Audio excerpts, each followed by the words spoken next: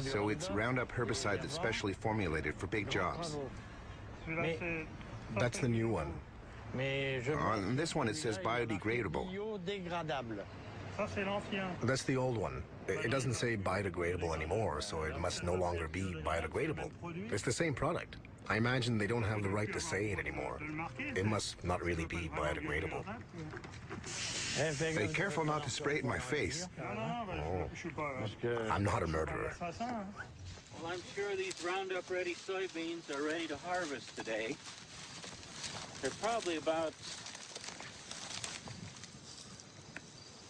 I'm going to say about 11.5% moisture, so they're perfect for harvest. First heard about Roundup-ready soybeans in a farm magazine about 8 years ago, and it seemed like a neat innovation.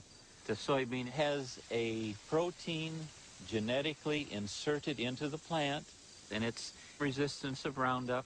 The Roundup is sprayed on the plants. There's some definite advantages. If you look at my field here, you don't see weeds. When label directions are carefully followed, Roundup is not harmful to humans, animals, or their environment. Copyright Monsanto, made in Belgium. If you see any snails, don't spray them because they'll be inedible. So watch the strawberries. I'd encourage European farmers to take a look at the Roundup-ready technology. Frankly, it's very good for the environment. It's a sustainable system. So, give it a try.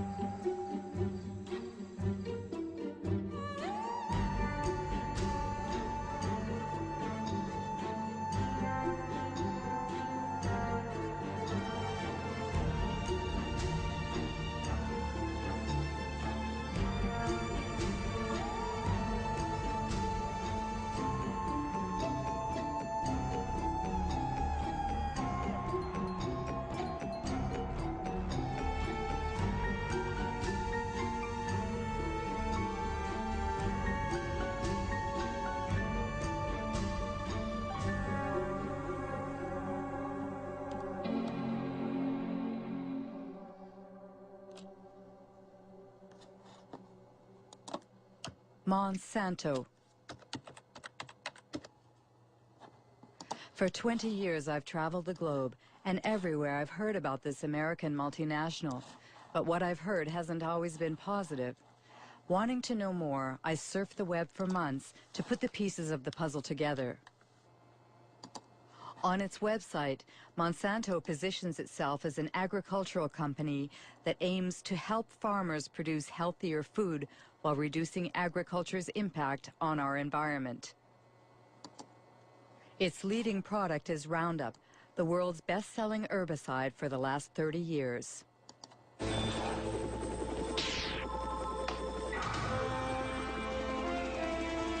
One shot, all it takes for weeds, Roundup. Monsanto is also the world leader in biotechnology. 90% of the GMOs grown on the planet belong to them. Most of them have been genetically modified to resist the application of Roundup, like Roundup-ready soybeans.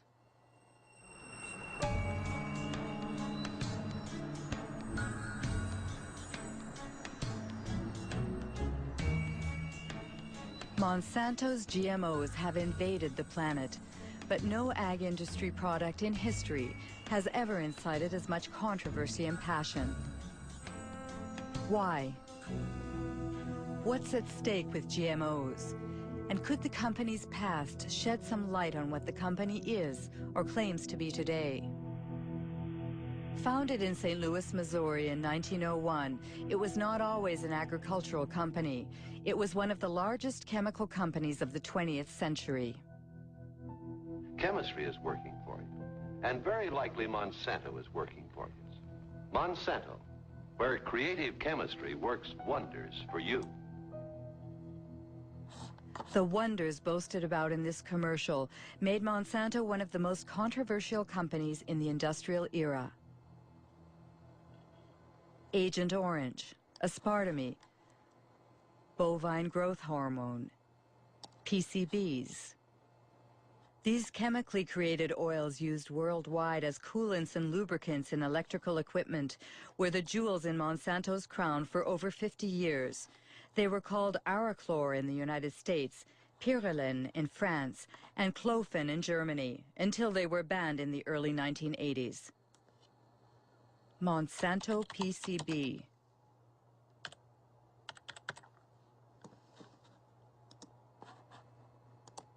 A Washington Post article from 2002. Monsanto hid decades of pollution. It happened in Anniston, Alabama.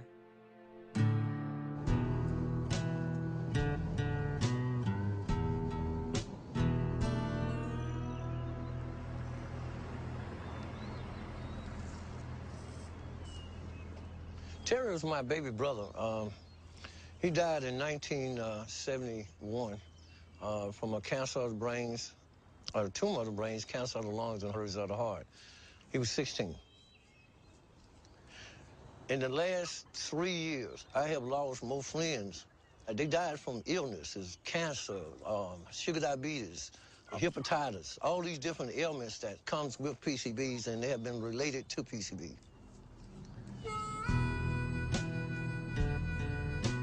This is Monsanto Road.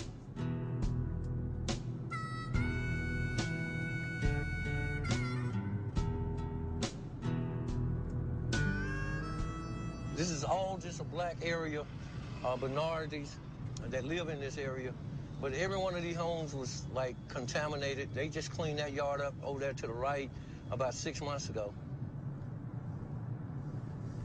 These was all homes. These people lived here, and they had to move. The houses was torn down.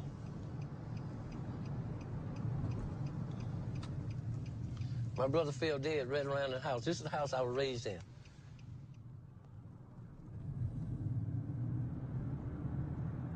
See this grass right here? They buried PCBs over here.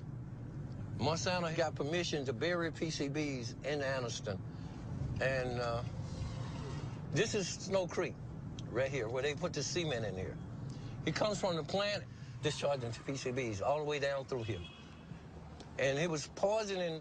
They never told anybody, but they told the state. The state didn't tell us.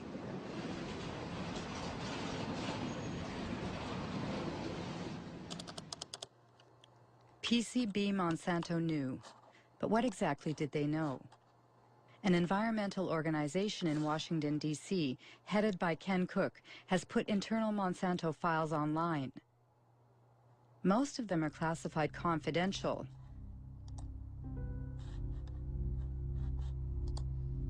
FYI and destroy.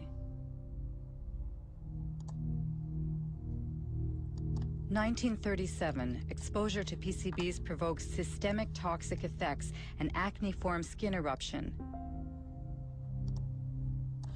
In 1961, 2 workers developed hepatitis symptoms after a pipe broke in a factory using PCBs. In 1966, Monsanto scientists placed fish in Snow Creek's water. All were dead in 3.5 minutes. Pollution, a letter addressed to sales executives in 1970. This is the one that really tells you the story. They're saying, we can't afford to lose $1 of business.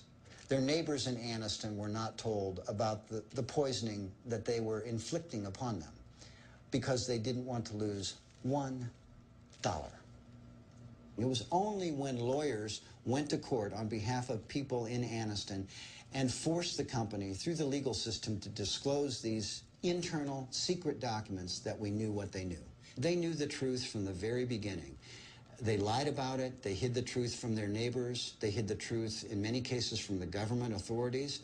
And when they did share information with government authorities that should have been acted upon, the government authorities, instead of siding with the people who were being poisoned, sided with the company. They sided with Monsanto. It was outrageous, absolutely unforgivable.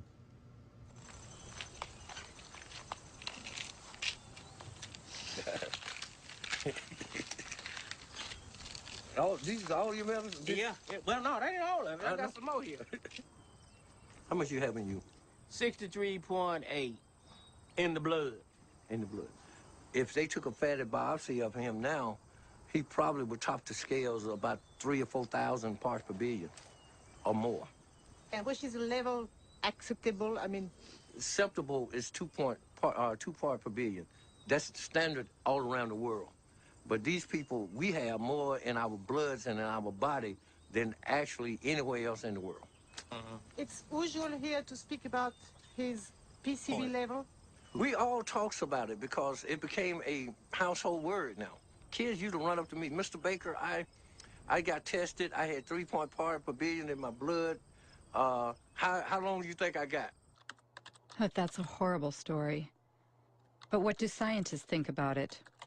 On the web, you can find numerous articles concerning the effects of PCBs on human health. David Carpenter is one of the most qualified specialists in the field. He carried out the testing for the Anniston residents. We all have PCBs in our bodies. The polar bears and the penguins have PCBs. And what has happened is in the past, there were a few sites where PCBs were released, but over time, they've gone into the air, they've gone into the water, they've transported, so the whole world is now contaminated with PCBs. The issue is that many diseases are caused by PCB exposure. The one everyone knows about is cancer.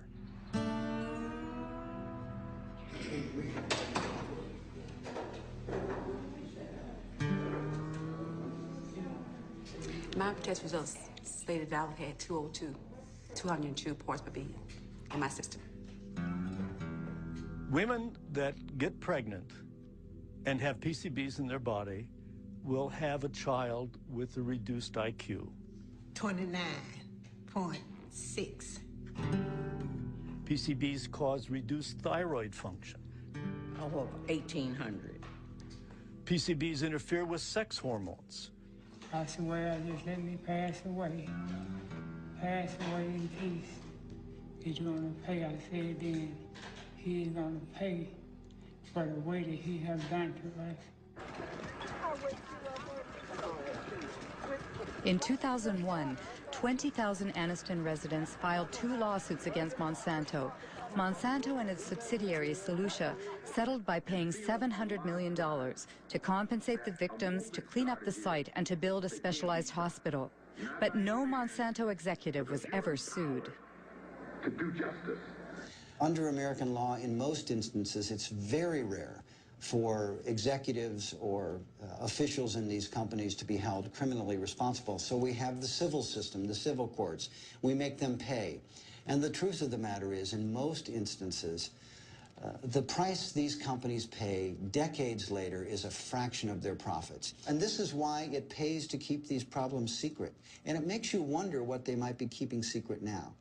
I have to say, we would never trust a company like Monsanto to tell the truth about a pollution problem or about a product. We would never trust them. Ken Cook says we would never trust a company like Monsanto. So what about Roundup, the world's favorite herbicide used by gardeners and farmers alike? What is it exactly? It's the brand name Monsanto gave to glyphosate, a so-called non-selective or total herbicide, because it destroys all plants. First sold in 1974, it owes its great success to Monsanto's unwavering claims that it is biodegradable and good for the environment. Voici Roundup, le premier désherbant biodégradable. Il détruit les mauvaises herbes de l'intérieur jusqu'aux racines et ne pollue ni la terre ni l'os de Rex. Roundup, le désherbant qui donne envie de désherber. Roundup biodegradable. Ken Cook was right. The company was found guilty of false advertising, twice. The first time was in New York in 1996. And the second was in France just last year. The judges found that the wording biodegradable, leaves the soil clean and respects the environment were false advertising. Especially since, according to tests performed by Monsanto itself, Only 2% of the product had broken down after 28 days. That's why Monsanto recently removed the word biodegradable from its containers. But that's not all. Many scientific studies have shown that Roundup is highly toxic. For example, Roundup provokes cell division dysfunction, a study by Professor Robert Bellet.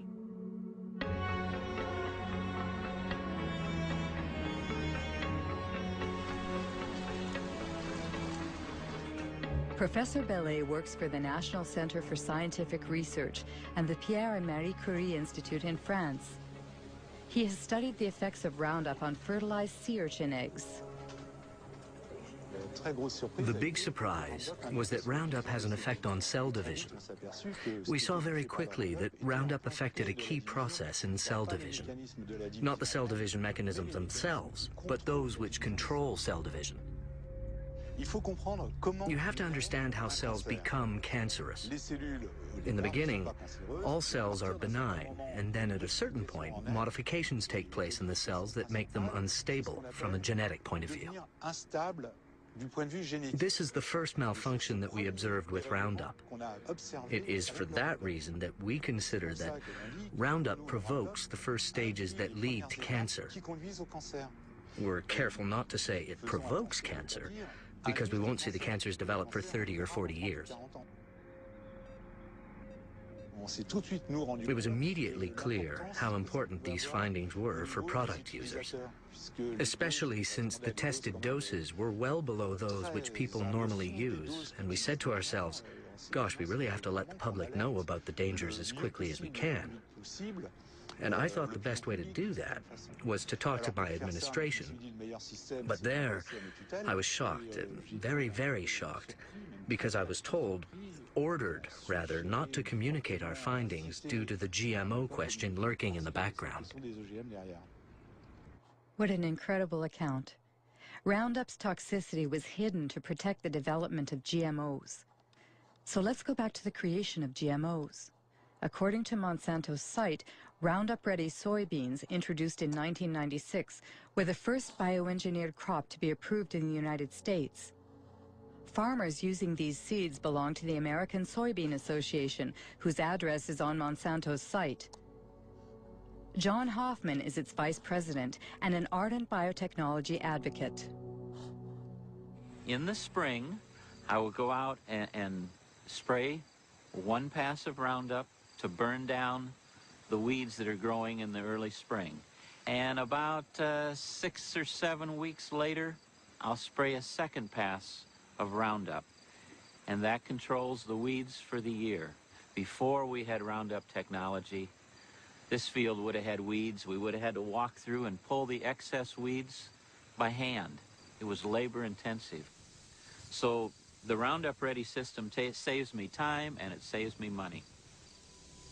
It seems Monsanto's new wonder has what it takes to entice farmers. But how does it work? How can the soybean plants survive being sprayed with Roundup? This is a soybean cell. The core of this cell contains its DNA, in which the bean's genetic structure is encoded. In order to create its GMOs, Monsanto breaks the species barrier using a Roundup-resistant gene harvested from a bacterium. This gene is placed on microscopic particles of gold, which are fired into the soybean cells with a gene gun. The gene penetrates the DNA and creates a protein, making the plant resistant to Roundup. When the herbicide is sprayed on the crop, it kills all the weeds, leaving the soybean plants intact. One must admit that the process is an incredible technological feat. But these soybeans engineered to withstand such a powerful herbicide are destined for our dinner plates. They must have been thoroughly tested before being put on the market. Who was the Secretary of Agriculture at the time? Dan Glickman, Bill Clinton's Ag Secretary from 1995 to 2000.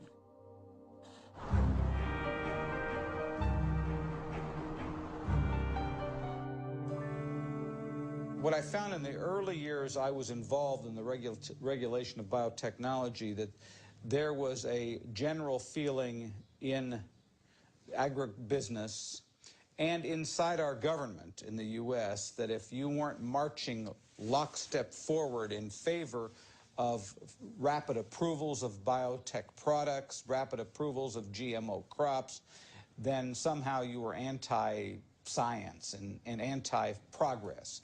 Well, I think that, frankly, there were a lot of folks in industrial agriculture who didn't want as much analysis as probably we should have had because they had made a huge amount of investments in the product. I mean, I think that, and certainly when I became secretary, given the fact that I was in charge of the department regulating agriculture, I had a lot of pressure on me not to push the issue too far, so to speak. But I would say even when I opened my mouth in the Clinton administration, I got slapped around a little bit by not only the industry, but also some of the people even in the administration. In fact, I made a speech once where saying that we needed to more thoughtfully think through the regulatory issues on GMOs. And I had some people within the Clinton administration, particularly in the U.S. trade area, that were very upset with me. They said, how could you in agriculture be questioning our regulatory regime? In a nutshell, in the United States, the Secretary of Agriculture doesn't stand a chance against the multinationals. But just how are GMOs regulated in the United States?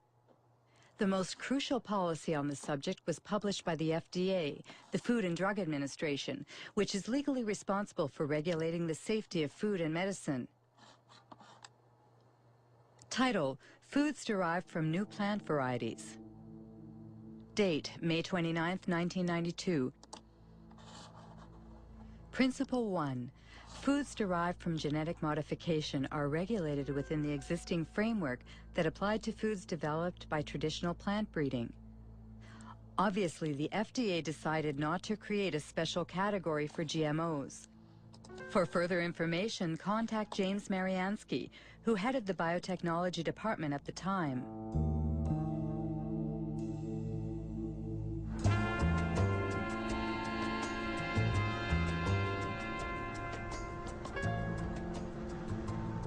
Basically, the government had taken a decision that it would not create new laws, that it felt there were already sufficient laws in place that had enough authority for the agencies to deal with new technologies.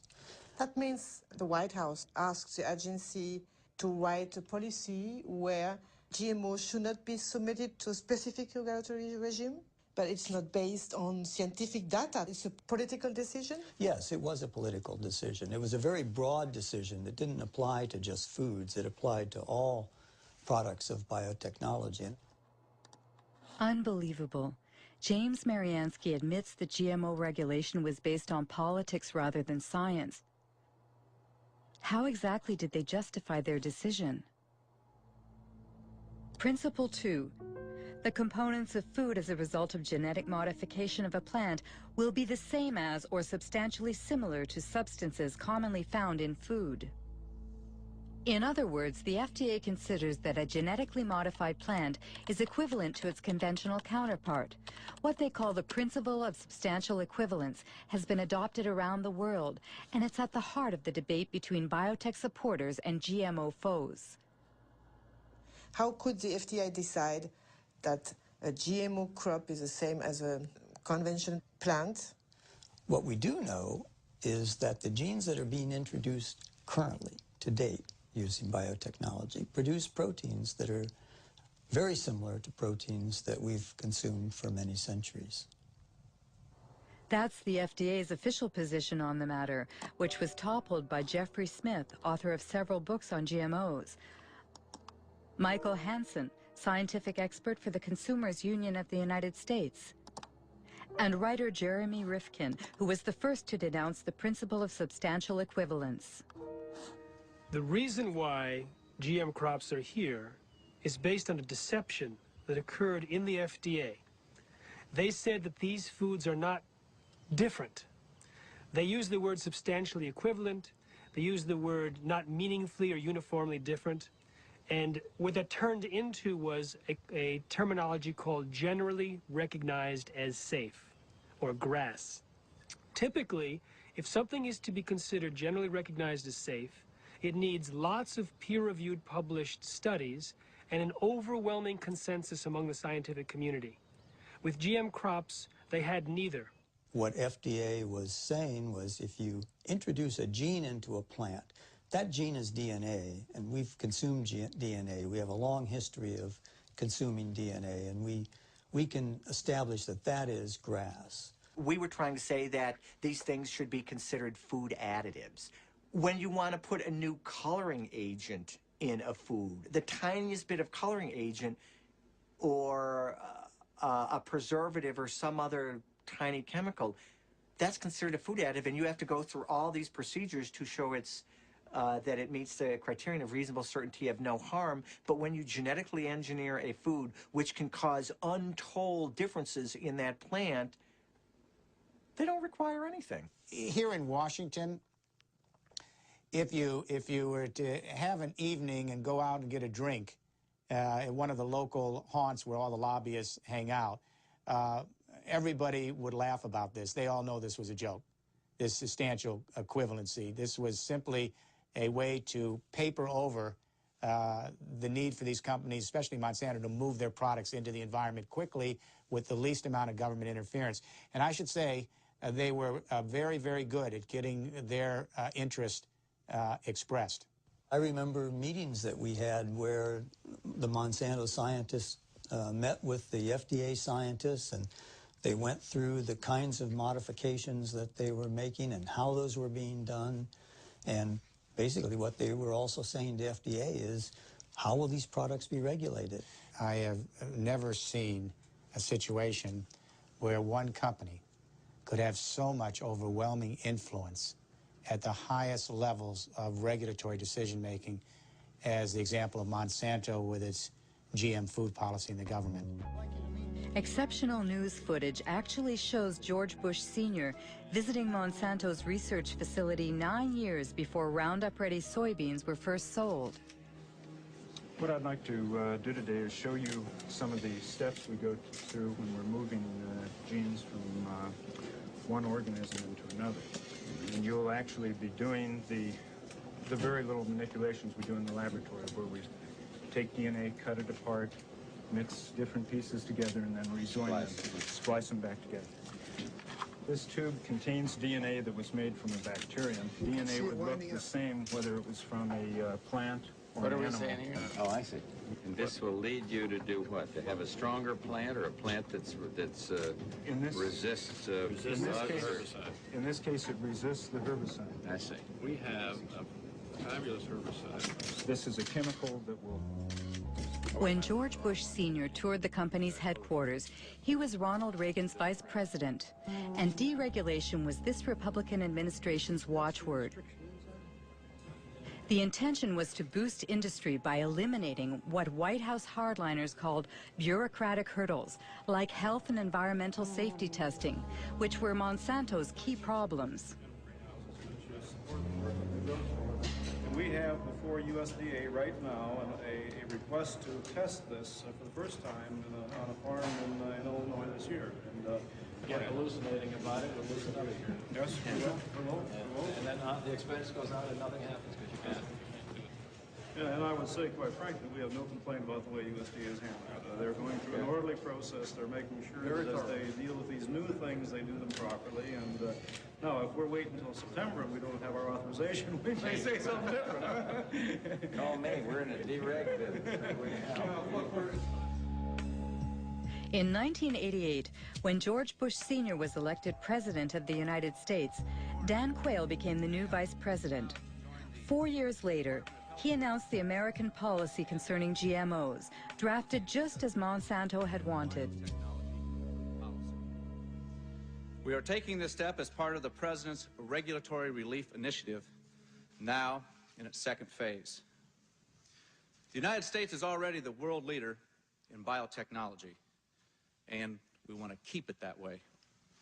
In 1991 alone, it was a $4 billion industry.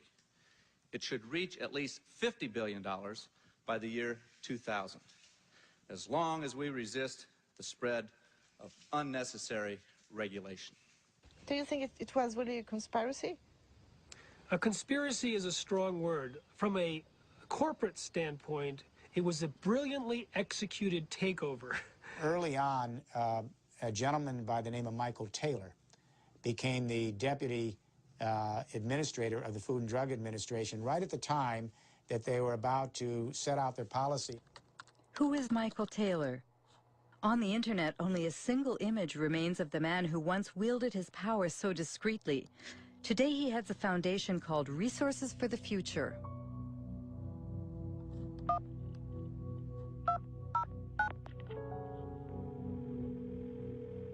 Hello, Marie-Monique speaking. Hello, it's Mike Taylor. My questions are about your role. I mean, when you were working at the FDA, before being hired by the FDA, you worked as an attorney for Monsanto during 7 years, didn't you? Well, I was a partner in a law firm of which Monsanto was a client, and I worked on some Monsanto matters, yes. And apparently, if I understood well what I read, and the FDA created a new position for you, Deputy Commissioner for Policy? Well, because there was a special need at that time at the FDA because of the new GMOs. It had nothing to do with GMOs. Nothing at all to do with GMOs. I wasn't the author of these policies, but that's just false. He moved over to the FDA in July of 1991. Up until that time, he was at a law firm called King & Spalding. His personal clients included not only Monsanto, but the International Food Biotechnology Council. And he had drafted for them a proposal for how they would like to see genetically engineered foods regulated. And if you look at the proposal that was written for IFBC, that was Michael Taylor's, with the final one that was published, it looks very, very similar. So if he didn't write it, it looks like somebody took what he wrote and changed it slightly for the policy.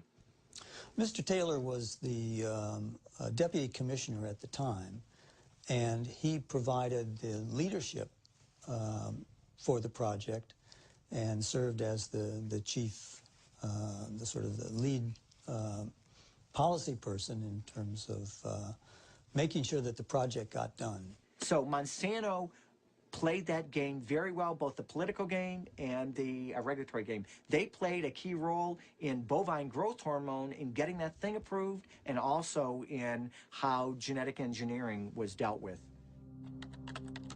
Michael Hansen has just mentioned bovine growth hormone. What's that? It's a transgenic hormone that's injected into cows, increasing dairy production by 20%. It would be an understatement to say that it had critics. The hormone threatens our health. Deadly poison. Manipulation. Called RBGH for recombinant bovine growth hormone, Monsanto began selling it to dairy farmers in 1994 under the brand name Posilac.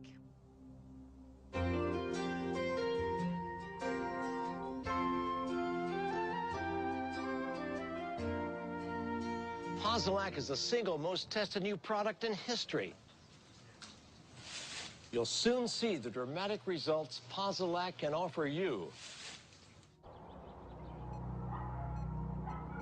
In 1985, Monsanto submitted Posilac to the FDA for market approval. The experts at the FDA's Center for Veterinary Medicine reviewed the studies that the company had carried out on experimental herds. At the FDA, the veterinarian in charge of reviewing the data was Richard Burrows. In an interview, he stated that agency officials had suppressed and manipulated data.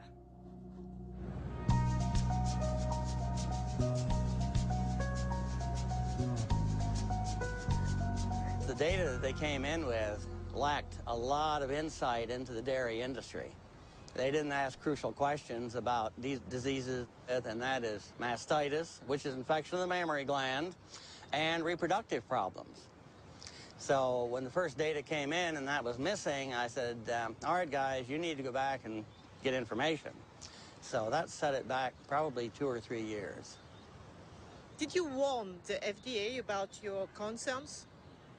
They pretty much just sidetracked me. They pulled in, my boss pulled in other people that were closer to him, and I saw less and less of the data. Even the things I had asked for to be done, I didn't, like the mastitis studies, I never really got to see a lot of that because they figured, well, if you're in the way, we'll get you out of the way. So they sidetracked me. Eventually I was fired. One day I was escorted to the door and told that was it. I was done. Have you been threatened? Yes, mainly by the lawyers for Monsanto, because when I was going for my appeal, they told my lawyer that if I went in and revealed any company secrets in my defense, that they would sue me. In the end, the FDA was forced to reinstate this conscientious veterinarian. He eventually resigned, disheartened. On the internet, there's also talk about files that were stolen from the FDA and sent to Dr. Samuel Epstein, who heads the Cancer Prevention Coalition.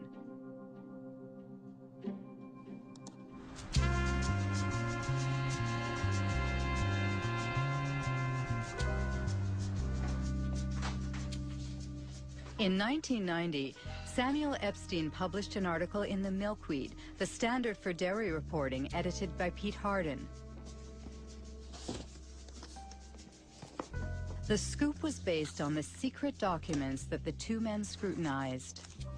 One morning, I came in, I think in October of that year, I came into my office and found a great big box of documents.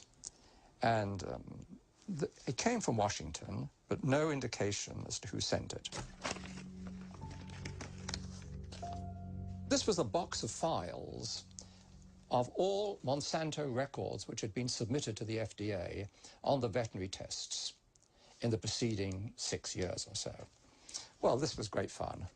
Many of these documents are original documents, and as it says here, company confidential.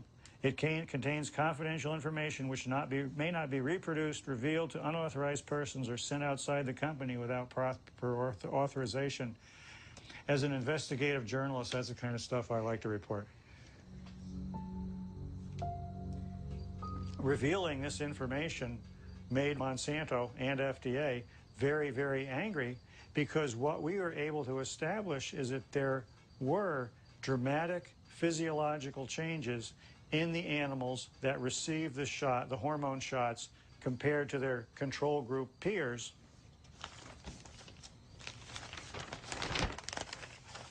For example, we see the ovaries of the cows receiving the synthetic hormone in the different treatment groups were, for the right ovaries, 34% larger, 42% larger, and 44% larger. Elsewhere in the stolen files, it shows how there were severe problems with the reproduction of these treated animals.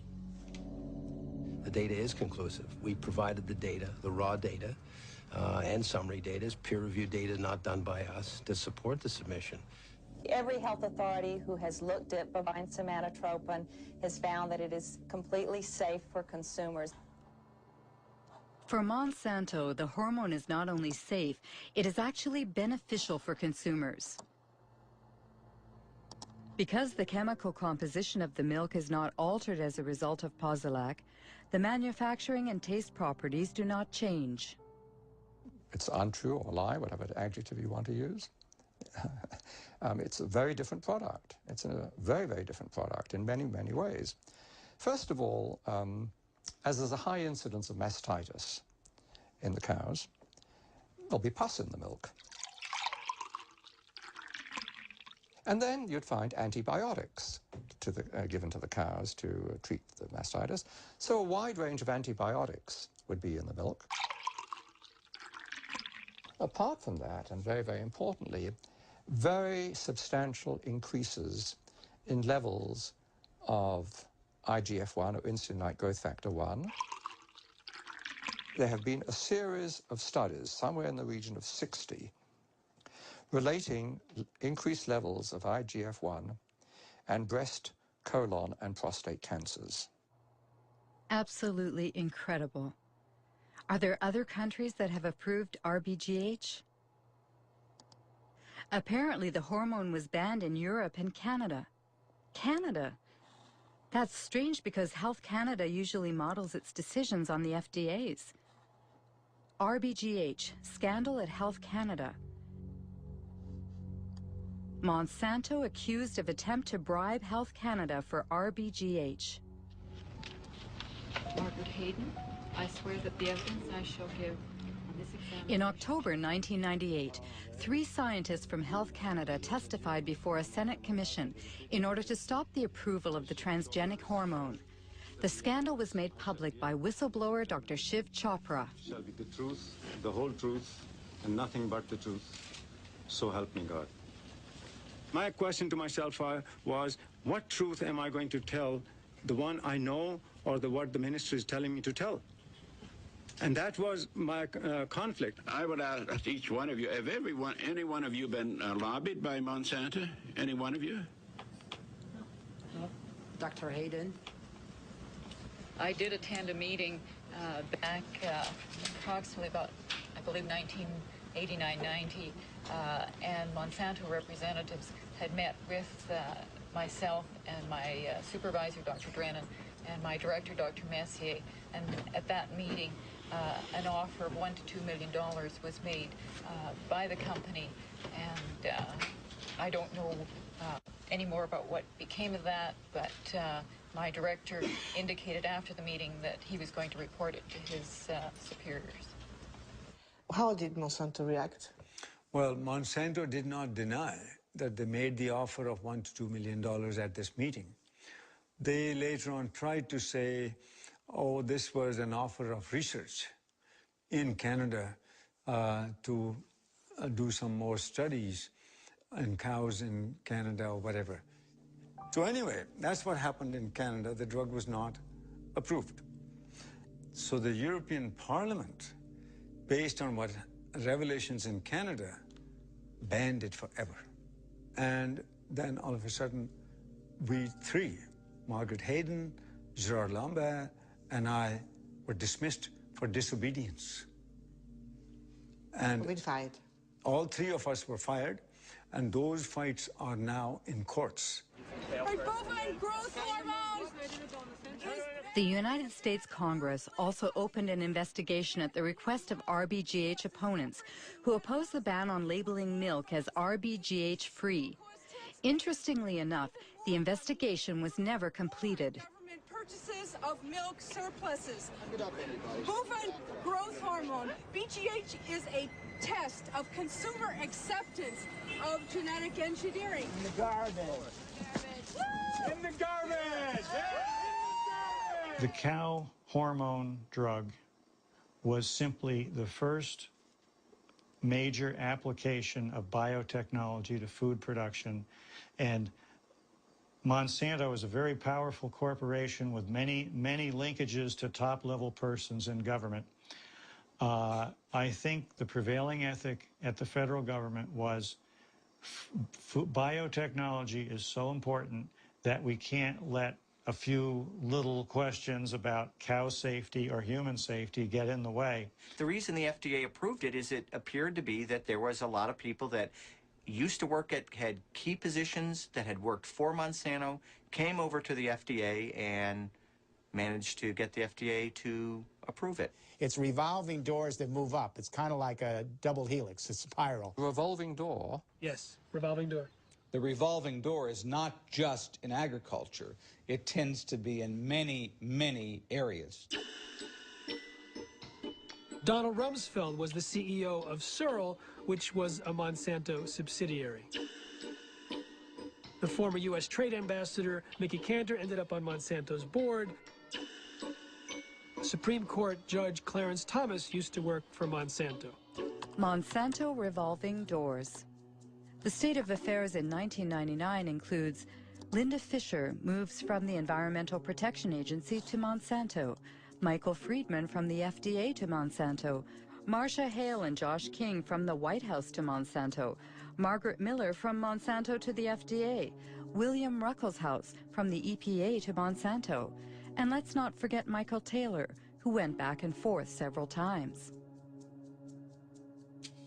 Once your mission carried out by the FDA, you became Monsanto's vice president for public policy.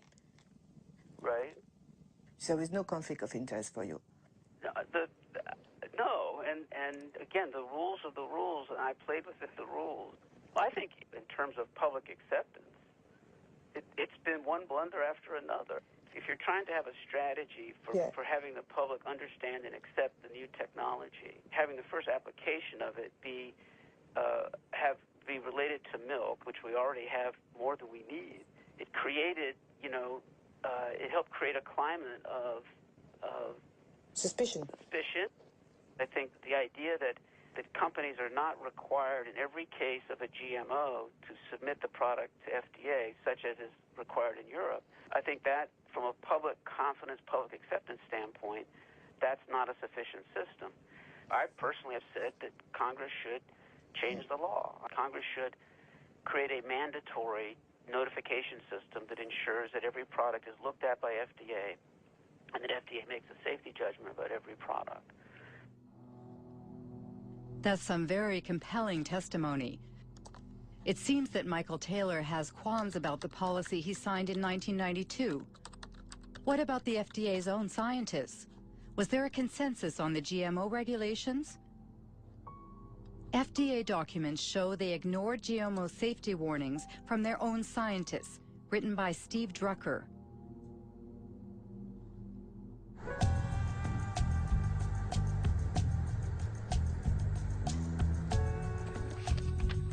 Lawyer Stephen Drucker represents a coalition of nonprofit associations.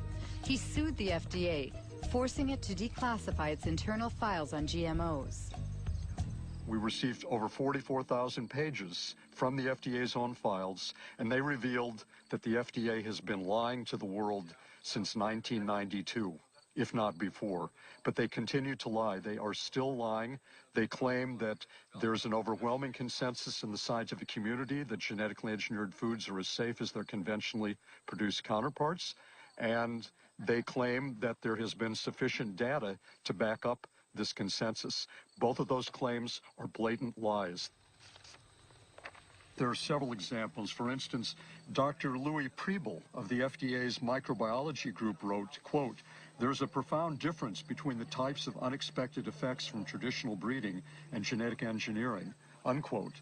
Then Dr. Priebel added in his memo that some of the aspects of genetic engineering may be more hazardous. The concern expressed by the FDA's various scientific experts was so clear and unmistakable that the FDA official whose job it was to track and summarize the scientists' input, Dr. Linda Call, wrote a memo to the FDA biotechnology coordinator, Dr. James Mariansky. According to the internal FDA's files, which have been declassified now, there were many in-house critics, among the scientists of the FDA, about the proposed policy. I have, for instance, a memorandum sent to you by Linda Call. Right. She stated, "The processes of genetic engineering and traditional breeding are different. Traditional breeding are different, and according to the technical experts in the agency, they lead to different risks." Different risks. The point was that we had many people with many different views. Linda Call, of course, wrote that in her memo, but in fact, when we finished the policy, all the scientists agreed with the policy. Now, FDA, of course, looked at the use of genetic engineering and has no information that simply the use of the techniques creates products that differ in safety or quality. Even before the consistent warnings in the memos from the FDA's own scientists, the FDA had very clear warning because the very first genetically engineered food supplement that came to market in the United States caused a major epidemic. Do you remember what happened in '89 with L-tryptophan? You remember? Yes. It was a bioengineered amino acid. We know very well what's amino acid and... Right. That killed dozens of people and made hundreds and hundreds sick. It caused an epidemic of an unusual disease called EMS. Right. And how many people died? Right, but we have many... 37, and more than 1,000 people disabled. You remember? I do and remember. You said, according to FDA administrative record, we do not yet know the cause of EMS, nor can we rule out the engineering of the organism. Did you say that? What I read? Yes. Amazing. James Mariansky can't rule out the possibility that it's the genetic manipulation itself that triggers unexpected side effects. But he did nothing. Have any independent scientists investigated this question, which is crucial for consumers? Arpad Pusztai, world-renowned scientist, lost his job when he warned about GE Foods. 1998.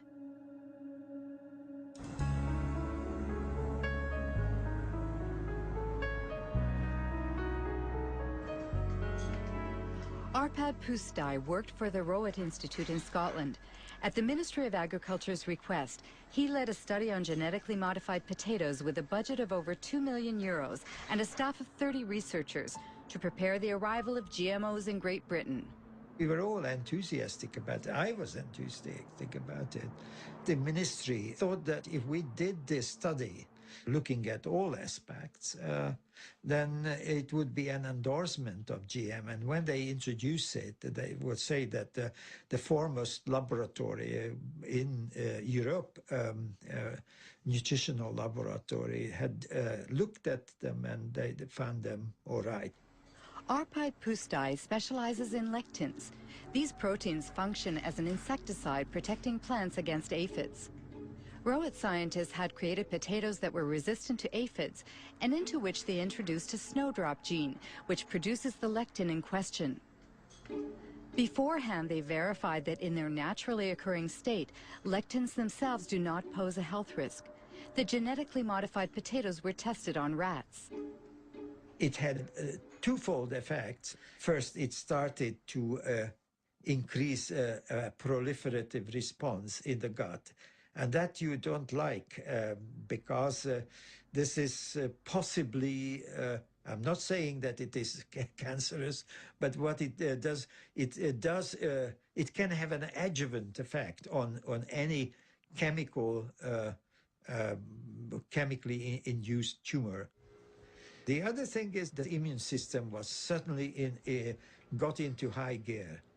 And that was, we don't know whether it's good or bad, but it certainly did recognize the GM potatoes as alien. And we were convinced that this insertion is causing the problem and not the transgene. As I said, the transgene, when we did it in isolation, even at 800-fold concentration didn't do any harm. It was a very important point because the American FDA is going on by about a neutral technology. And what we did say and what we did publish was actually corroborated, confirmed that it was not the transgene which was the problem, but it was the technology. While the first shipments of genetically modified soybeans were arriving in Great Britain, Arpad Pusztai's superiors authorized him to be interviewed by the BBC. As a scientist actively working on the field, I find that it's very, very unfair to use our fellow citizens as guinea pigs. They will never forgive me for that. Monsanto did see the importance of our findings. Don't worry about it. Even before the broadcast went out, they already knew because the Scottish Crop Research Institute did get a lot of money from Monsanto, and they were not slow to understand the implications.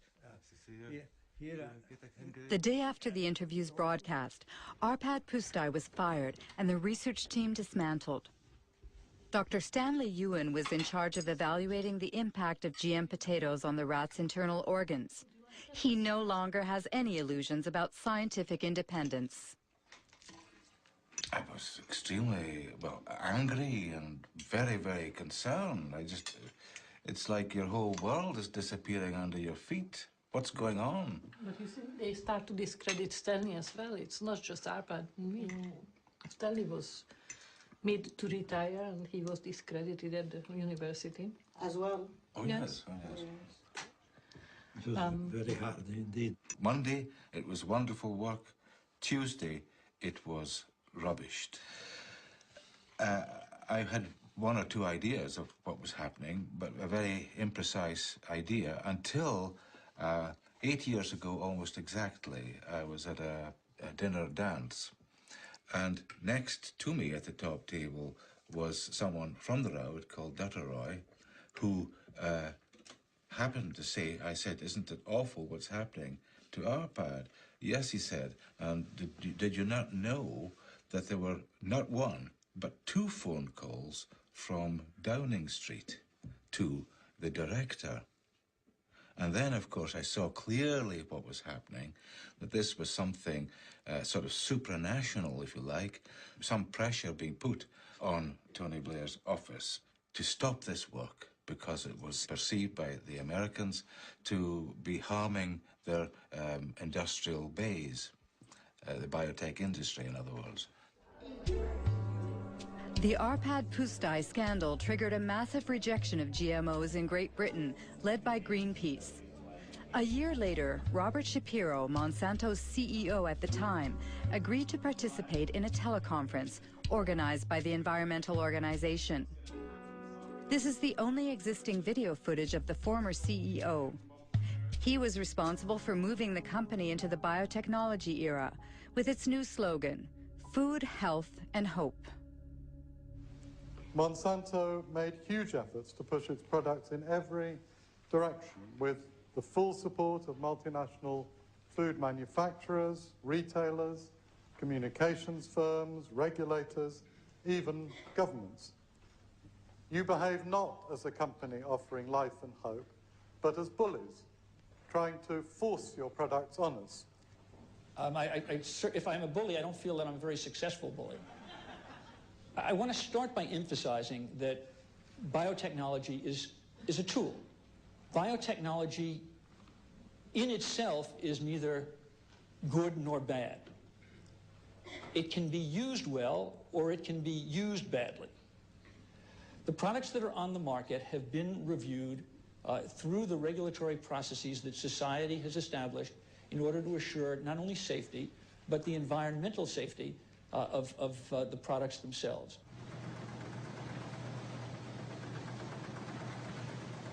After 10 years on the market, Roundup Ready soybeans account for 90% of all the soybeans grown in the U.S. In fact, 70% of the food in American stores contains bioengineered elements. Unlike Europe, consumers cannot make an informed decision because GM labeling is forbidden, a direct consequence of the principle of substantial equivalence.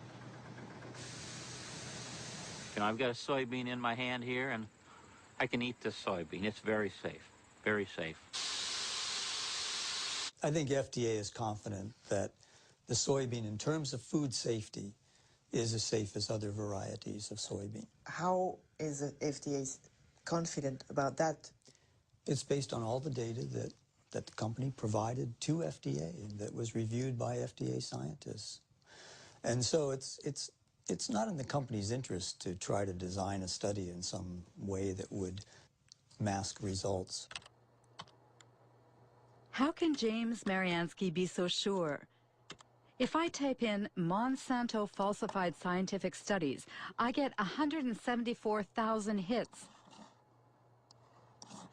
Among them, a report from the EPA of the United States. Monsanto accused of falsifying studies concerning the carcinogenicity of dioxin.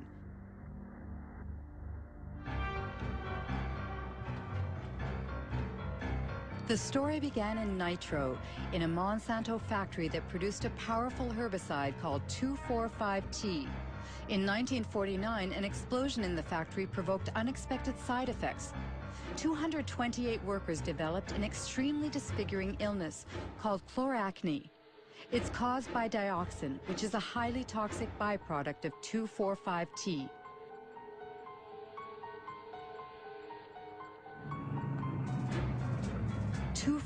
T was the main ingredient in Agent Orange, the defoliant used by the U.S. Army during the Vietnam War. During the war, 40 million liters of Agent Orange, containing 400 kilograms of pure dioxin, were sprayed on trees in southern Vietnam. 3 million people were contaminated, including thousands of American soldiers. Even some 40 years after the end of the war, dioxin continues to claim more victims. We know today that this poison provokes cancer and serious genetic malfunctions.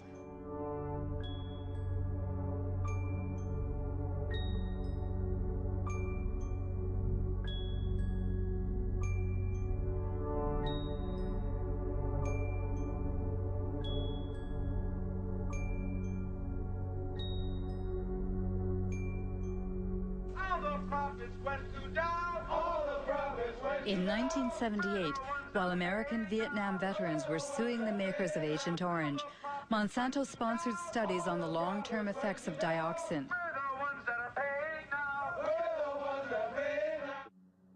The company paid scientists to compare the health of workers who had been exposed during the nitro plant's accident 30 years prior to the health of non-exposed workers.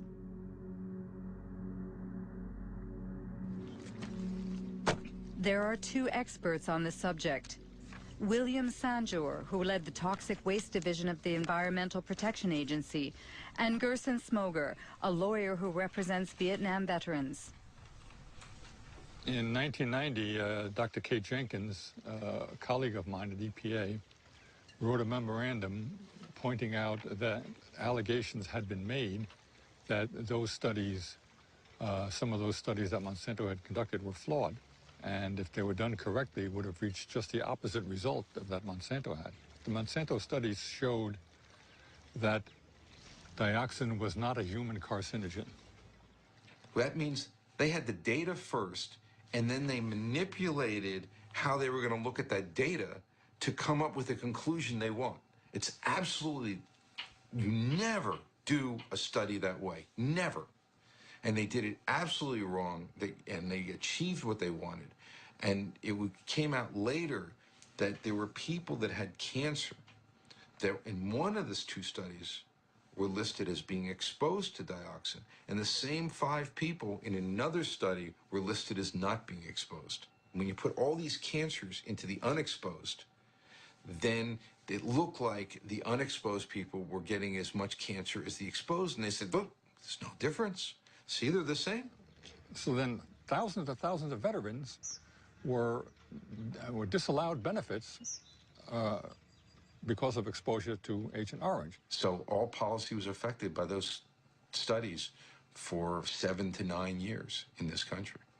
Being a good scientist and a good EPA employee, and someone, by the way, who was quite fearless, Kate Jenkins wrote a memorandum to the EPA Science Advisory Board asking them to review these 2 studies to see if they were correctly done. The fact is, there was no investigation of Monsanto. It didn't exist. Nobody investigated those studies.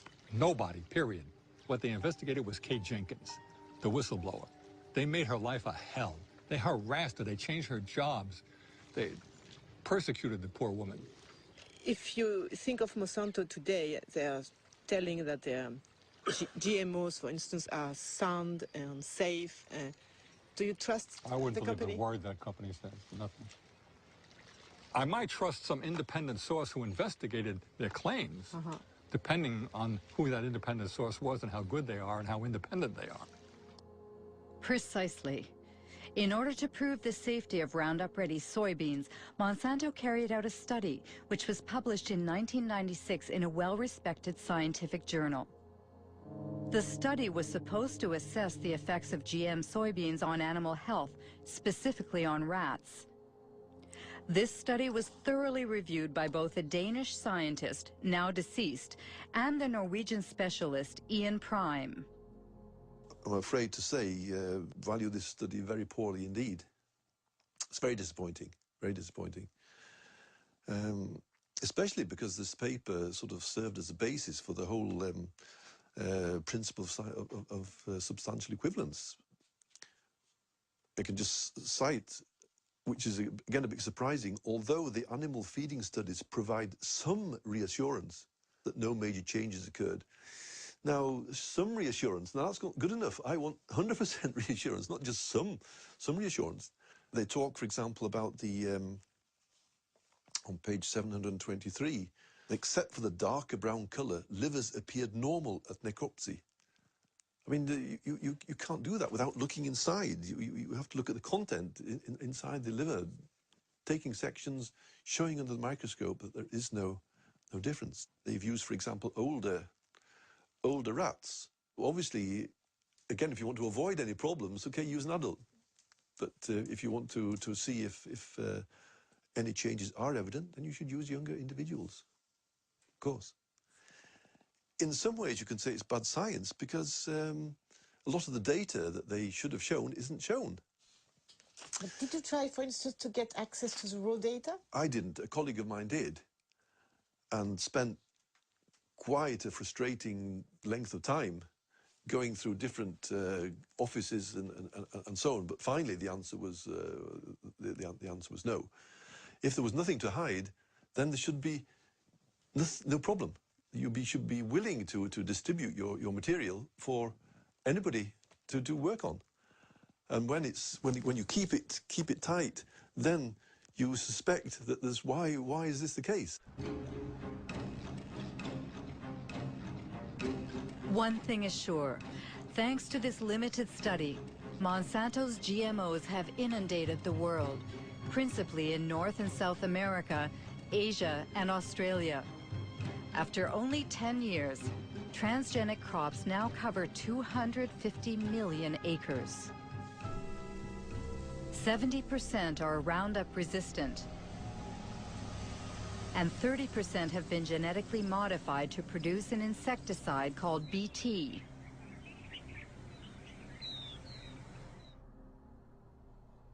Since 2001, the company has published a yearly document titled The Pledge Report, a kind of ethics statement in which Monsanto tries to justify its business practices.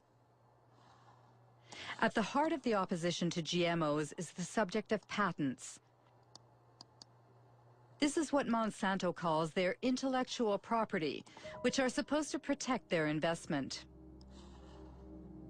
In North America, every farmer who buys bioengineered seeds must sign a technology agreement in which the farmer promises to respect the company's patent on the modified gene.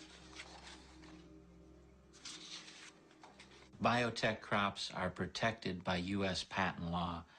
And so I may not in any way save seed to replant the following year. It's something that is a protection for Monsanto, for biotech companies, because they literally invest millions and millions of dollars to produce this new technology. And how can Monsanto know that someone, for instance, replant harvested seeds?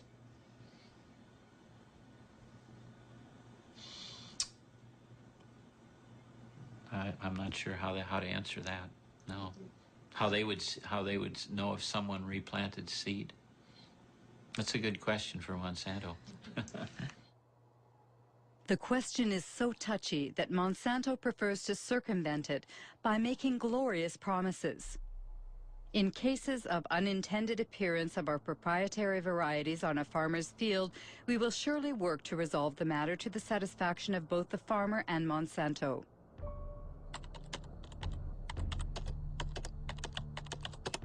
The reality seems much less idyllic. The Center for Food Safety in Washington, D.C. published a study on farmers sued by Monsanto for having not respected its seed patents. It found at least 100 lawsuits and many bankruptcies. Among the victims, Troy Rush, an Indiana farmer.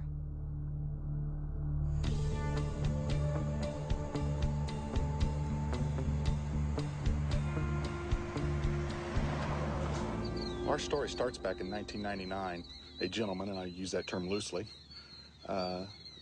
showed up at my mother and father's farm, and he claimed to be a private investigator hired by Monsanto. And he was out investigating farmers saving their own seed, and asked us, he'd come right out and ask us if we had saved their seed. And we told him no, we had not, and offered up our herbicide purchases and seed purchases, all the receipts and everything. Told him where everything was purchased so he could go check it out for himself. He declined that offer. And what occurred is then they sued us. Monsanto filed a lawsuit against myself, my father, and my two brothers. And Monsanto presented us with documents that they claimed were samples taken from our farms. To obtain those samples, Monsanto had to have trespassed upon our land without our permission and stole those samples. That year, I recall we had 492 acres of Roundup Ready soybeans, and they were growing under contract for a company for seed. And the contract was very specific. It spelled out the specific fields, so it wasn't a problem in isolating those fields. Everybody knew it. And why did you settle out of court with Monsanto? Well, after 2.5 years of this, the family was just destroyed. The stress involved in this, I mean, they're in essence threatening 5 generations of work. And if they would to prevail in something like this, it's all gone. They take it all away. They take it all away. Good morning. Morning, sir. How are you this morning, Troy? I'm well. How are you, David? Still surviving? Good. Troy Roush and David Runyon grow conventional soybeans. They have been victims of the so-called gene police. Created by Monsanto to enforce its law in the fields, the gene police sow fear in rural America, where farmers denounce the totalitarian methods used in a GMO-dominated world. I have some pictures here for you, Troy, I'd like you to look at. Okay. Here's what I have done, Troy, to help prevent re-entry on my farm of anyone coming onto my farm. It was in July of 2003. And they came, it was the latter part of July, they came to my house. It was like 7 p.m. Who came? Monsanto employees. And they presented me a business card. And they asked me a few questions about the kind of soybeans I plant, the kind of corn I plant, where I market my crops. And so I said, okay, that's the end of the conversation. Yeah, patents have changed. They've changed everything. It revolves with a relationship of trust with neighbors. That is gone. Myself, I probably only have 2 farmers that I talk to that are close to me. Are they really afraid, the farmers? Of course they're afraid. You can't defend yourself against these people. They've created a little industry that serves no other purpose than to wreck farmers' lives. Of course they're afraid. Does it mean that you're afraid, for instance, that a neighbor can snitch on you? Yes. Yes? Yeah. Yes. All you have to do is dial 1-800. Dial 1-800 Monsanto. Or no, I'm sorry, 1-800 Roundup. I remember encouraging farmers to call this toll-free number and turn their neighbor in. And why does Monsanto do that? Well, the reason they do it is control. Seeds? Yeah. They want to control the seed. They want to own life. I mean, this is the building blocks of food we're talking about. They are in the process of owning food. All food. Between 1995 and 2005, Monsanto acquired over 50 seed companies throughout the world. These companies produce corn, cotton, wheat, and soybean, and also seeds for tomatoes, potatoes, and sorghum. Everywhere, people worry about Monsanto's monopoly. which in the long term threatens to wipe out all non-transgenic varieties. Monsanto doesn't agree and speaks only about the benefits of biotechnology, especially in developing countries like India. Our products provide significant economic benefits to both large and small growers. In many cases, farmers are able to grow higher quality and better yielding crops.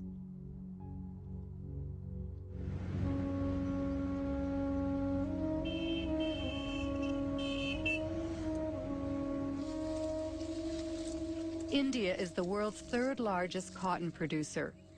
In 1999, Monsanto acquired Mahiko, the country's leading seed company. 2 years later, the Indian government authorized the sale of BT cotton under the brand name Bollgard. It is genetically modified to produce an insecticide which repels bollworms, a cotton parasite.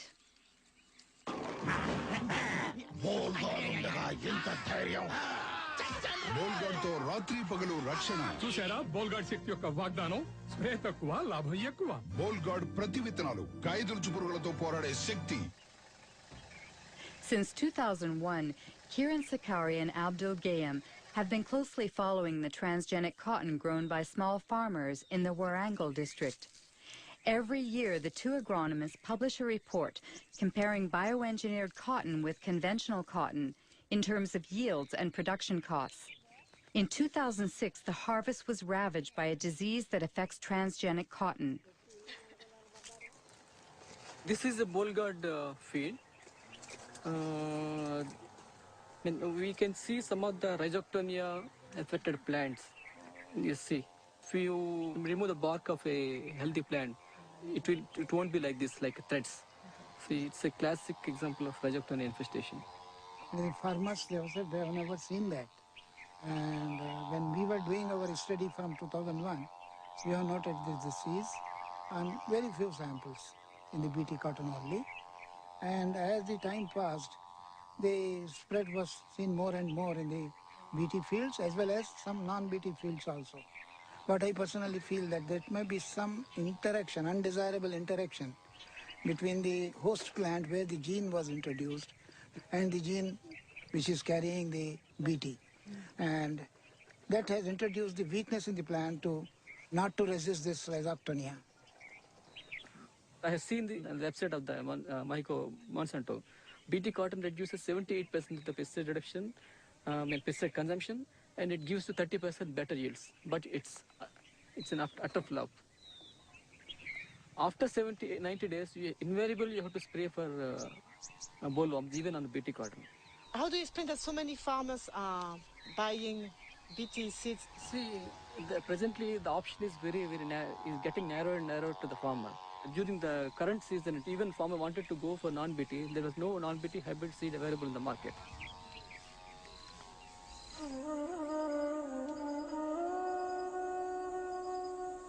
Today in India, Monsanto controls nearly all of the cottonseed market, forcing the locals to buy its seeds at prices 4 times higher than conventional varieties. Small farmers must turn to moneylenders who charge high interest rates.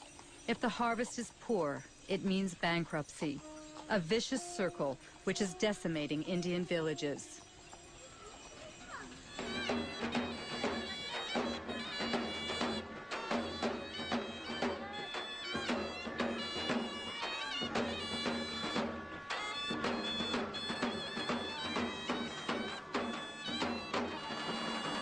आज जे आपल्या इथं आत्महत्या झाली ती कशामुळे झाली BT cotton. अजून काय कारण होतं कर्जबाजारी. वय काय होतं 25. हा ही कन्झ्युम्ड पेस्टिसाइड 1 लिटर पेस्टिसाइड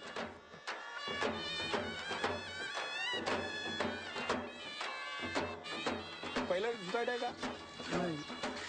या गावात किती झाली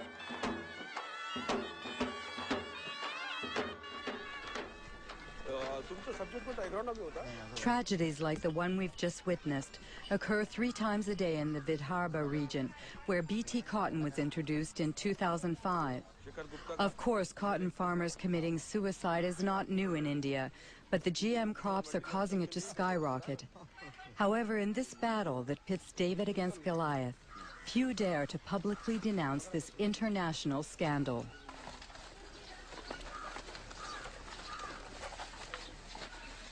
This is Vidarbha's rice growing belt. So if you see, the minimum suicides are there. But this is the cotton growing area. The result of the BT cotton is the first year 600 suicides from June 2005 to June 2006. Second year, still today, within 6 months, 680 suicides. So it's a disaster. It's a complete disaster, yes. All these technologies, either it is GM or biotechnology, they are actually making the farmers completely dependent on the market. Because not only that you have to pay more for the seed procurement, but you have to fertilize. And this very claim that no spraying is required, no pesticide required, is also false. When Monsanto claims in advertising that GM crops are adapted for small farmers, what do you think it's? Our experience shows that it is completely false. It's completely false. It's a lie.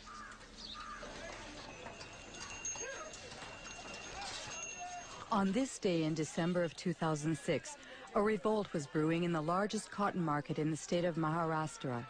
3 days later, riots broke out and dozens of small farmers, including Kishore Tiwari, were arrested. बहुत कम भाव में ले रहे माल और काश्तकार करके परेशान हो रहे. तुमचं किती आहे बेटा कर्ज? 32,000 rupees a day. तुमचं 60,000 rupees a day. तुमचं 50,000 rupees a day. 20,000 rupees a day. 50,000 rupees a day. 15,000 rupees a day. किती लोकांना बीटी लावायचं नाही पुढच्या हातवर? सर्व. They don't want to go for the BT.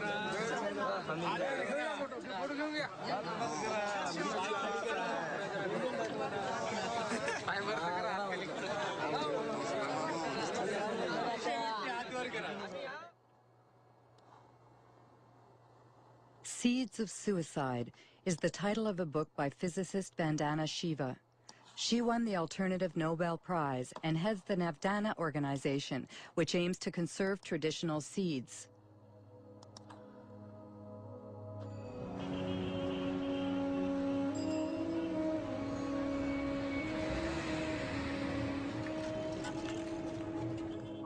In the beginning, Vandana Shiva's battle was against the first Green Revolution, which brought industrial agriculture to India in the 1960s.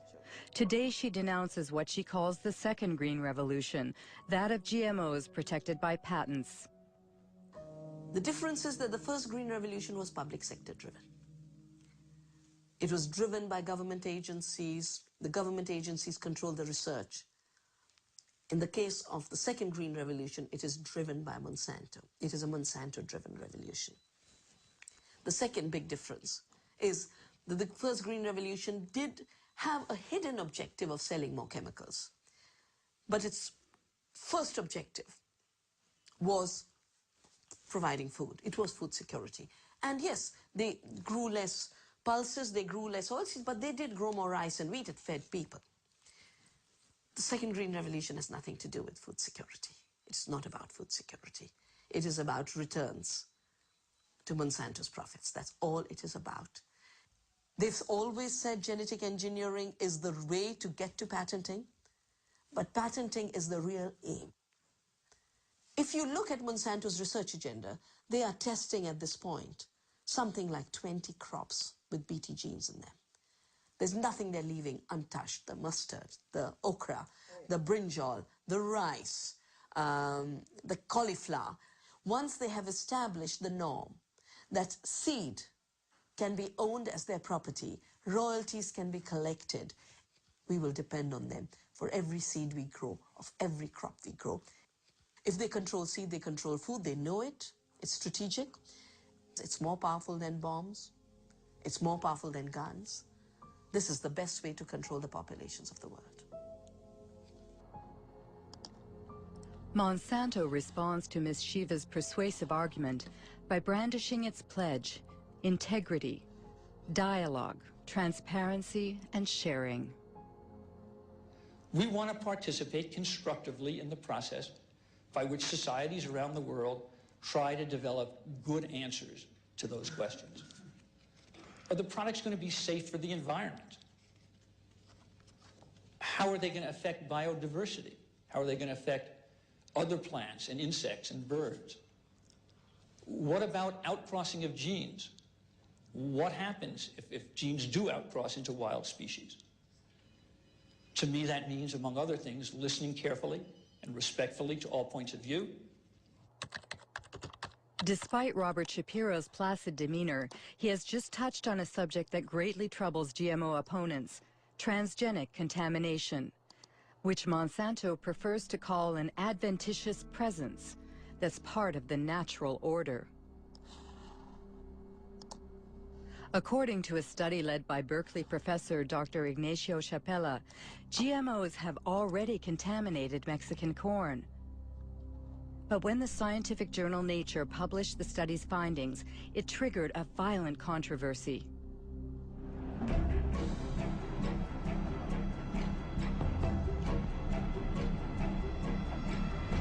I had been working for 15 years with indigenous communities in Oaxaca, in Mexico, and they had been developing the capacity to analyze their environment themselves.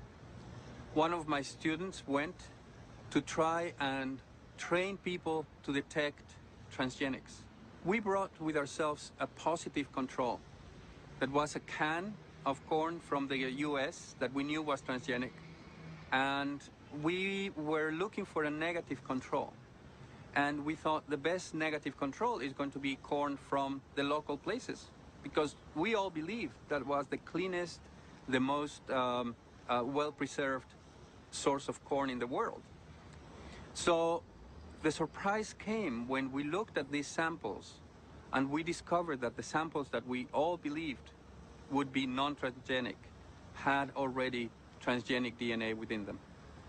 It was a very big surprise for us to discover that these land races of corn that were kept by people locally and supposedly maintained over 10,000 years had already been reached by transgenic contamination, mostly from the US.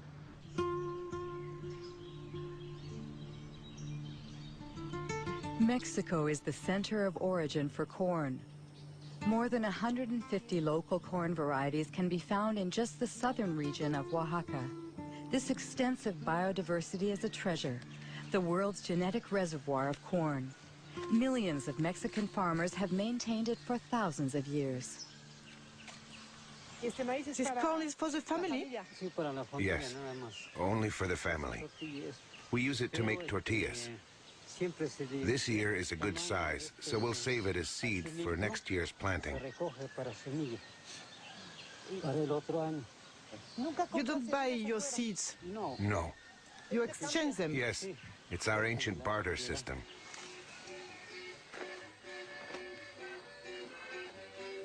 To preserve its corn's diversity, Mexico has banned genetically modified crops. However, due to the NAFTA free trade agreement it signed with the United States and Canada, Mexico cannot stop the massive importation of American corn, 40% of which is genetically modified. This industrial corn, as it's called in Mexico, is highly subsidized by the U.S. government. So on local markets, it costs half as much as traditional Mexican corn.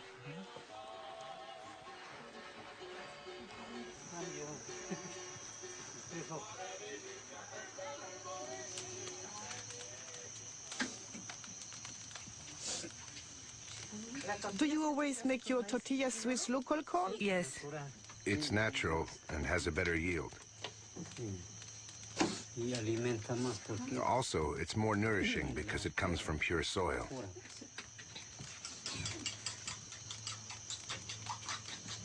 That's blue corn. In the past, my ancestors only planted this kind of corn. Today, we maintain it as well. It existed before the Spanish conquest. Yes. There's another kind of conquest. What's the new conquest? It's the transgenic conquest that wants to destroy everything by making local corn disappear so that their industrial corn can dominate. If they succeed, we'll be dependent on multinationals. We'll be forced to buy the fertilizer and insecticides they sell, because without them, their corn won't grow. Whereas the local corn grows very well without fertilizer or herbicide. Look at it. It's very beautiful.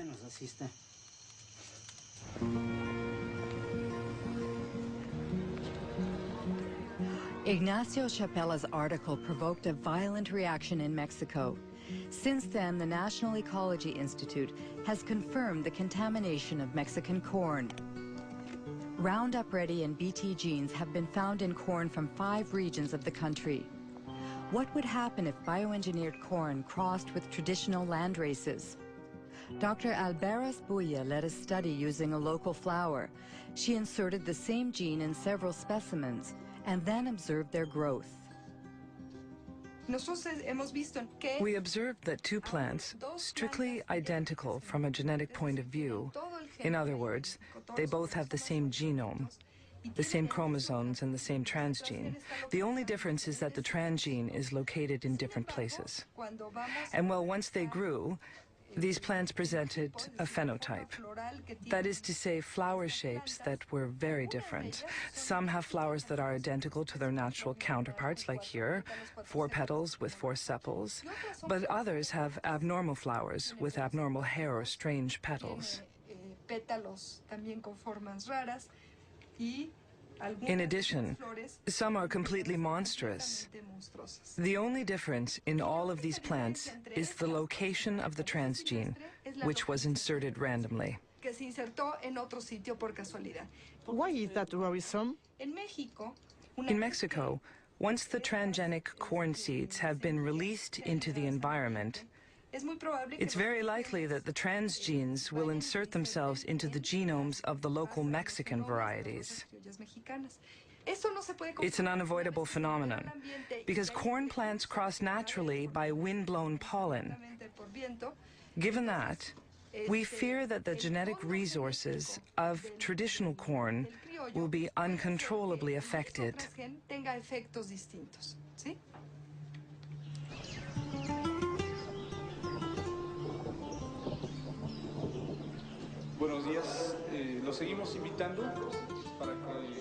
Good morning. We invite you to attend a meeting about the new diseases which are infecting our corn because of transgenic contamination.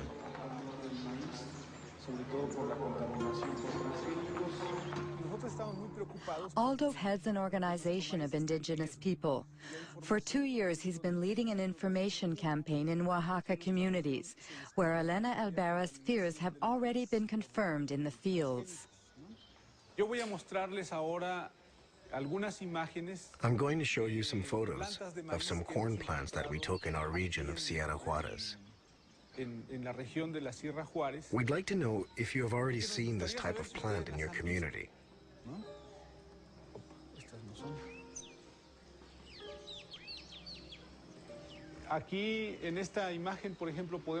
You can see that some very strange things are going on. This plant, for example, has a branch here and another one there. Normally, a corn plant is not like that. There is always only 1 ear per leaf. But look here. There are 3 ears coming out of the same leaf. They are really monsters. We sent a plant sample to a biotech lab to see if maybe it contained genetically modified genes. Unfortunately, the test came out positive. Usually, we see these types of plants along the roadside or in people's yards. It's possible that people buy corn in the shop and they drop some kernels while walking. Some kernels germinate. This is how traditional corn became contaminated.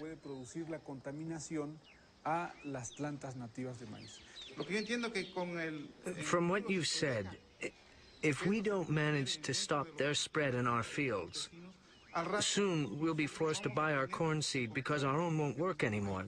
That's very troubling. What should we do? First of all, if you find a strange plant, you should immediately remove its stamen, because that's where its pollen comes from. In any case, you must be very vigilant in monitoring your plants.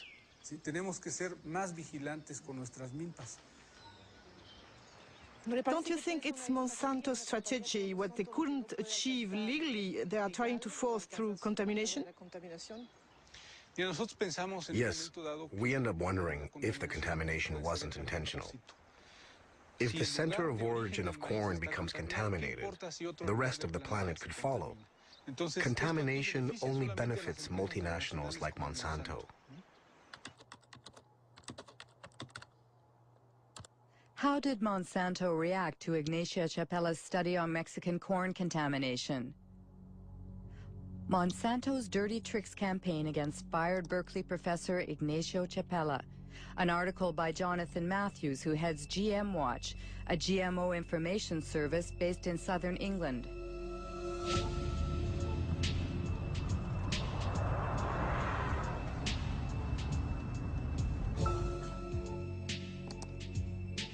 According to Jonathan Matthews, Ignacio Chapella was a victim of a campaign launched on AgBioWorld, a pro-GMO internet site. On the eve of the article's publication in Nature, a certain Mary Murphy posted an email that AgBioWorld distributed to thousands of scientists around the world. She wrote, "Activists will certainly run wild with news that Mexican corn has been contaminated by genes from GM corn." The very next day, a certain Andora Smetacek posted a second email.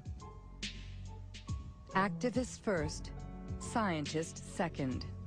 It's totally a smear campaign, and this is what happens over the first couple of days. You get Murphy and Smetacek coming in, then others come in, and they say, we have to campaign on this, we have to inundate Nature, we have to go to the editor of the journal, and we have to say this research isn't valid.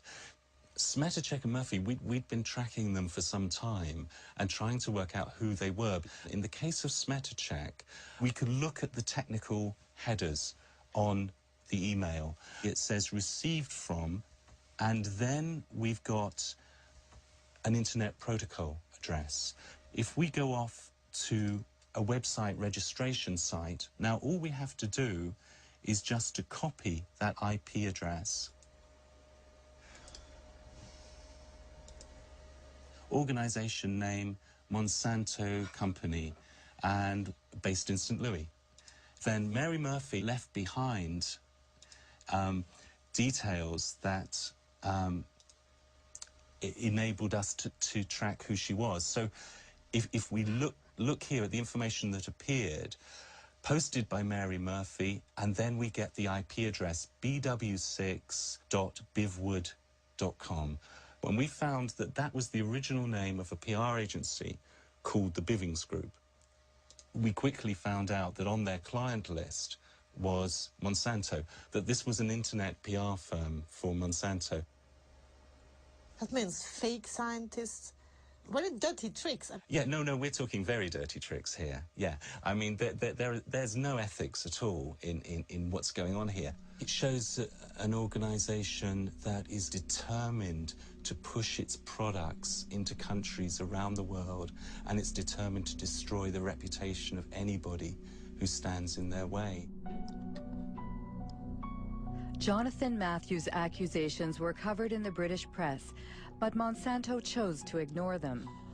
As it continues its unrelenting rise, the company defends its vision of a transgenic world that will resolve the problems of famine and the environment in perfect harmony.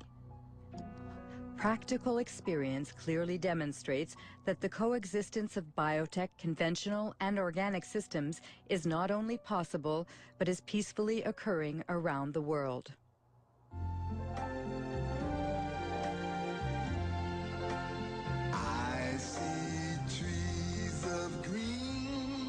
Imagine um mundo que preserve a natureza, o ar, os rios,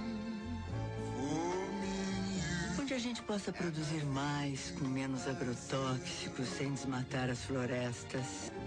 Você pensa num mundo com transgênicos.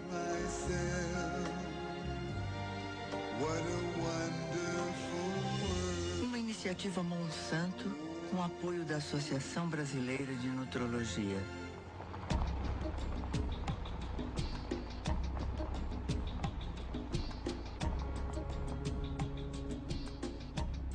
A transgenic world already exists in South America, where 100 million acres of Roundup-ready soybeans were planted in 2007. Their conquest started 10 years ago in Argentina, the only country to have officially authorized transgenic crops.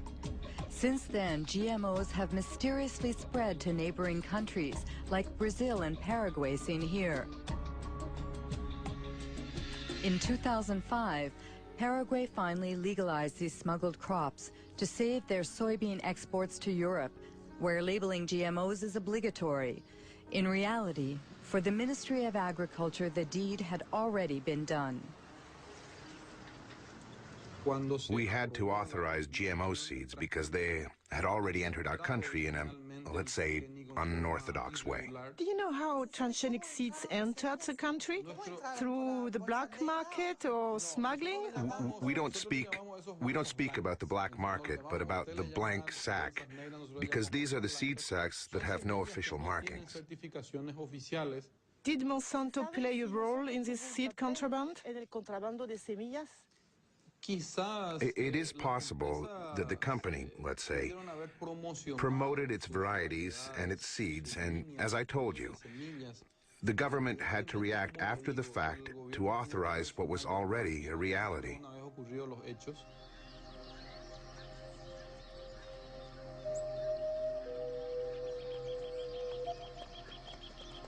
Whatever the origin, contraband has been profitable for Monsanto.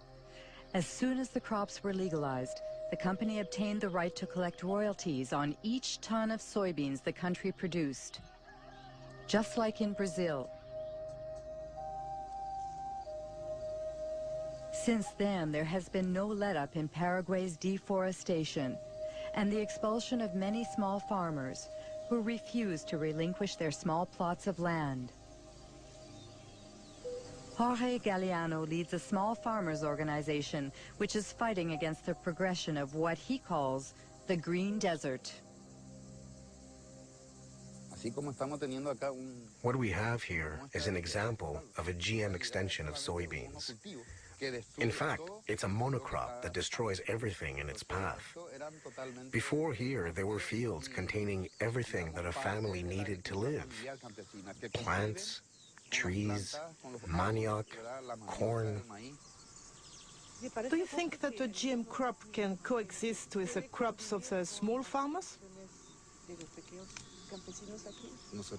No, we're sure it can't. There are two incompatible models that can't coexist.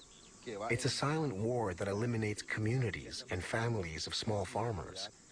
In addition, it destroys the biodiversity of the countryside.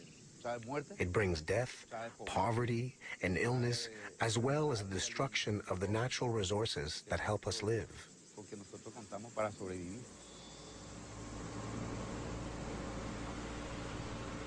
Today, Roundup is sprayed all over Paraguay by plane or mechanical spreaders driven by unprotected farm workers. The herbicide is sprayed right up to people's front doors or near the subsistence crops of small farmers. Every year, crops are destroyed and thousands of people contaminated. Like this family, which is surrounded by Monsanto's GMOs. The parents are worried about their son Pedro because every day he has to cross the soybean fields to sell his mother's homemade corn tortillas.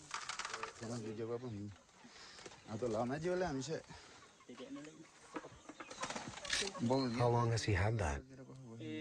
It started 15 days ago. It started on his foot and then it spread. That's how it starts.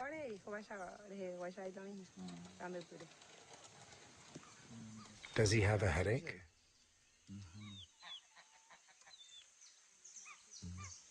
Is he eating? Very little. Today he didn't want to eat what I prepared for him. He only drank a little fruit juice. And his brother? He eats better, but it's difficult.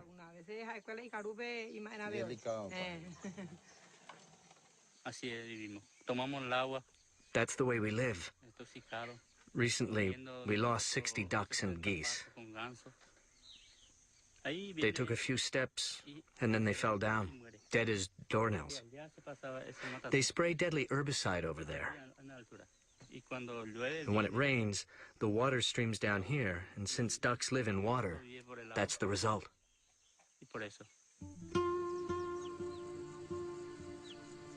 In Paraguay, 70% of the farmland is owned by only 2% of the population. With GMOs, the concentration is increasing. 3/4 of the soybean producers are foreigners staking claims for this new green gold. The ban on animal-based feed after the mad cow epidemic and the recent biofuel craze have caused soy prices to soar, triggering a rush to round up ready crops. According to the last census in Paraguay, each year 100,000 people leave rural areas to live in urban slums. An estimated 70% flee Monsanto's genetically modified soybeans, which are destined to feed Europe's chickens, cows, and pigs. We are going to talk about the production model of GM soybeans promoted by Monsanto. It's a true multinational company. It's everywhere in the world. Its objective is to control all of the world's food production through farmerless farming.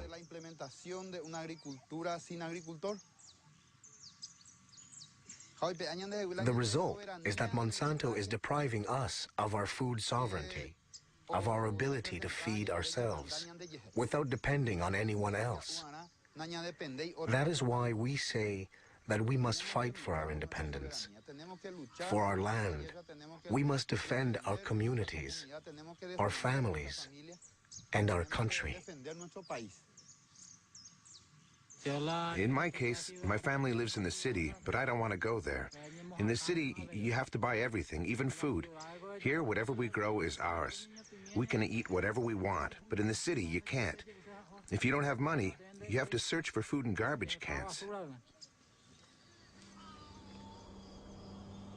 I'd like to add that these families' struggle to survive touches all of us.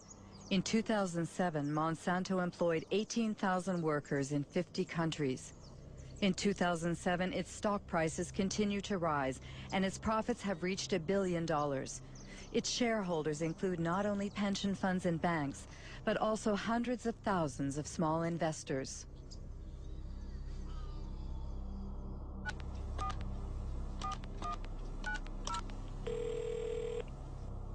Chris Horner. Hello, Christopher Horner. I'm Marie-Monique Robin from France. Yeah, we appreciate your persistence in asking, but we've had several conversations internally about this and have not changed our position, so there's no reason for us to participate. Our suspicion is that it would not be positive.